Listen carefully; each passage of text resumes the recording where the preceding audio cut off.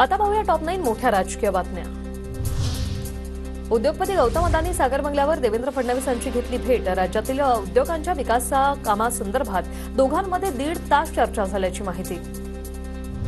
लातूरच्या शेतकऱ्यांना मिळालेल्या त्या नोटिसेस आम्ही दिलेल्या नाहीत। या प्रकरणाची सखोल चौकशी व्हायला हवी। या प्रकरणात कोणी नोटिसेस दिल्या याचा आम्ही समितीमार्फत शोध घेतो। वक्फ बोर्डाची प्रतिक्रिया। ठाकरे गटाच्या खासदार प्रियंका चतुर्वेदींचे केंद्रीय गृहमंत्र्यांना पत्र। बेळगाव सीमा भागाला केंद्रशासित दर्जा द्या, चतुर्वेदींची मागणी। आमदार टिळेकरांचे मामा सतीश वाघ यांच्या हत्येप्रकरणी पोलिसांची कारवाई। शर्मा नामक आरोपी वाघोली पोलिसांच्या ताब्यात। गुन्हेगारांना कडक शासन होईल अशी अपेक्षा आमदार योगेश टिळेकरांची प्रतिक्रिया।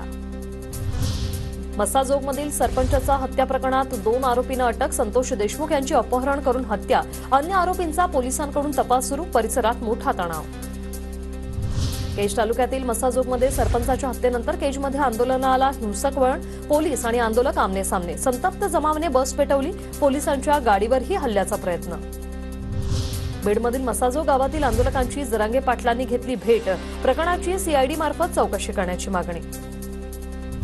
बेळगावात सुवर्ण सौदाला घेराव घालणाऱ्या आंदोलकांवर लाठीचार्ज। घेराव घालणाऱ्या अनेक आंदोलकांना पोलिसांनी ताब्यात घेतलं। पोलिसांचा पंचमशाली आरक्षण कार्यकर्त्यांवर लाठीचार्ज। हिम्मत असेल तर सोनिया गांधी राहुल गांधींना खरमरीत पत्र लिहा। बावनकुळेंचा ठाकरेंना थेट आव्हान।